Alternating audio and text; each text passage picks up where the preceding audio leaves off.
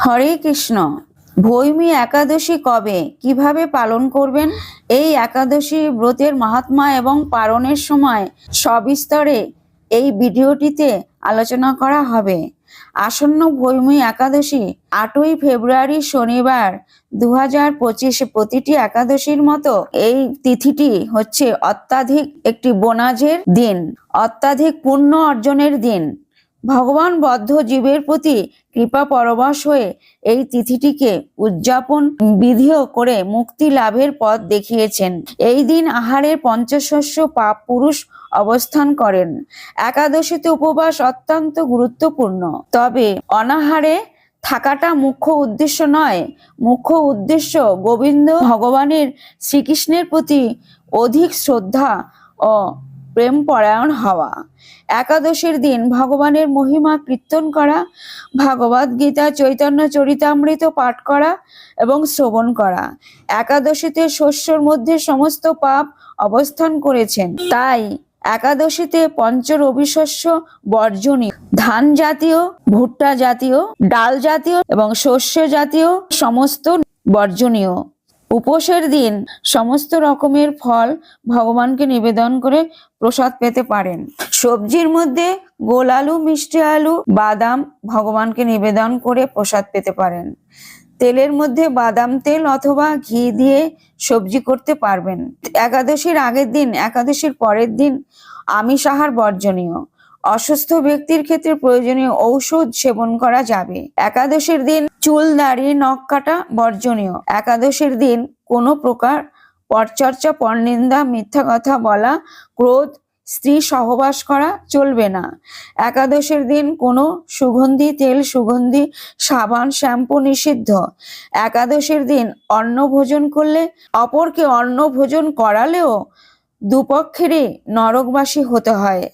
একাদশীর আগের দিন ভগবানের চরণে পুষ্প অর্পণ করে সংকল্প মন্ত্রটি উচ্চারণ করবেন। এখন আমি একাদশী মাহাত্ম্য প্রদান করব, শ্রবণ করুন।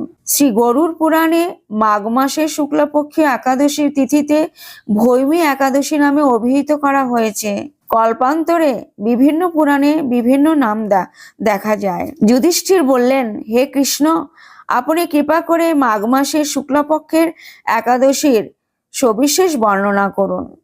শ্রীকৃষ্ণ বললেন, হে মহারাজ, মাঘ মাসের শুক্লপক্ষের একাদশী জয়া নামে প্রসিদ্ধ। এই তিথি সর্ব পাপ বিনাশিনী, সর্বশ্রেষ্ঠ, পবিত্র এবং সর্বকাম মুক্তি প্রদায়িনী। এই ব্রতের ফলে মানুষ কখনো প্রেতত্ব প্রাপ্তি হয় না। এই একাদশীর নিম্ন রূপ উপাখ্যান শোনা যায়। এক সময় স্বর্গলোকে ইন্দ্র রাজত্ব করছিলেন। সেখানে অন্য দেবতারাও বেশ সুখী ছিলেন। পারিজাত পুষ্প শোভিত নন্দনকাননে অপ্সরাদের সাথে বিহার করতেন। 50 কোটি অপ্সরা নায়ক দেবরাজ ইন্দ্র স্বেচ্ছায় আনন্দ ভরে তাদের নৃত্য করতে বললেন। নৃত্যের সাথে গন্ধর্বগণ গান করতে লাগলেন। চিত্রসেন প্রভৃতি প্রধান প্রধান গন্ধর্বরাও সেখানে উপস্থিত ছিলেন। চিত্রসেনের পত্নীর নাম মালিনী। পুষ্পবন্তী নামে তার এক কন্যা ছিল। পুষ্পদত্তের পুত্রের নাম মাল্যবান। এই মাল্যবান পুষ্পবন্তীর রূপে মুগ্ধ হয়েছিল। পুষ্পবন্তী পুনঃ পুনঃ কটাক্ষ দ্বারা মাল্যবানকে বশীভূত করেছিল। ইন্দ্রের প্রতিবিধানের জন্য তারা দুজনেই নৃত্য গীতের সেই সভায় যোগদান করেছিল, কিন্তু একে অপরের প্রতি আকৃষ্ট থাকার উভয় চিত্ত বিভ্রান্ত হচ্ছিল। সেখানে তার পরস্পরের কেবল দৃষ্টিবদ্ধ অবস্থায় দাঁড়িয়ে থাকলো। ফলে গানের ক্রম বিপর্যয় ঘটল।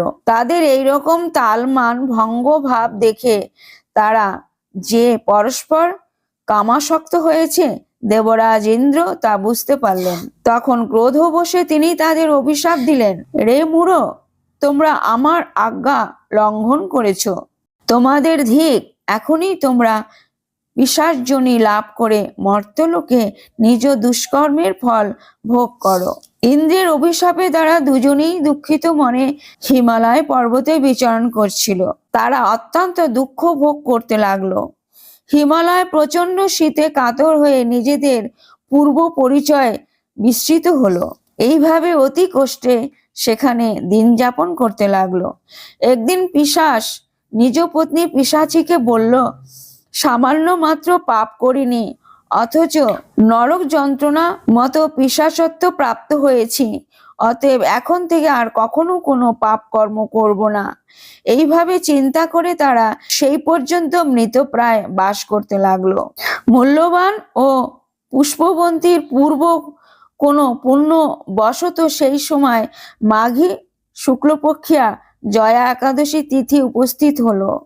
তারা একটি অশ্বত্থ বৃক্ষতলে নিরাহারে নির্জলা অবস্থায় দিবানিশি যাপন করলো।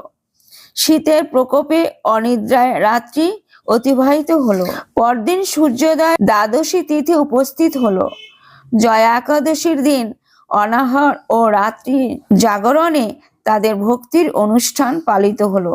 এই ব্রত পালনের ফলে ভগবান শ্রী বিষ্ণুর কৃপায় তাদের পিশাচত্ব দূর হলো। তারা দুজনেই তাদের পূর্বরূপ ফিরে পেল। তারপর তারা স্বর্গে ফিরে গেল। দেবরাজ তাদের দেখে অত্যন্ত আশ্চর্য হলেন। তিনি জিজ্ঞাসা করলেন, কোন পুণ্য ফলে তোমাদের পিশাচত্ব দূর হলো? আমার অভিশাপ থেকে কে তোমাদের মুক্ত করলো? মাল্যবান বললেন, হে প্রভু, ভগবান বাসুদেবের কৃপায় জয়া একাদশীর ব্রতের পূর্ণ প্রভাবে আমাদের পিশাচত্ব দূর হয়েছে। তাদের এই কথা শুনে দেবরাজ ইন্দ্র বললেন, হে মাল্যবান, তোমরা এখন থেকে আবার অমৃত পান করো। একাদশী ব্রতে যারা আসক্ত এবং যারা কৃষ্ণ ভক্তি পরায়ণ তারা আমাদের পূজ্য বলে জানবে। এই দেবলোকে তুমি পুষ্পবন্তীর সাথে সুখে বাস করবে। হে মহারাজ, এই জয়াব্রত ব্রহ্ম হত্যাজনিত পাপকেও বিনাশ করে। এই ব্রত পালনে সমস্ত প্রকার দানের ফল লাভ হয়। সকল যজ্ঞ ও তীর্থের পুণ্যফল এই একাদশী প্রভাবে আপনা হতেই লাভ হয়। অবশেষে মহা আনন্দে অনন্তকাল বৈকুণ্ঠ বাস হয়। এই জয়া একাদশীর ব্রতকথা পাঠ ও শ্রবণে অগ্নিষ্টম যজ্ঞের ফল পাওয়া যায়।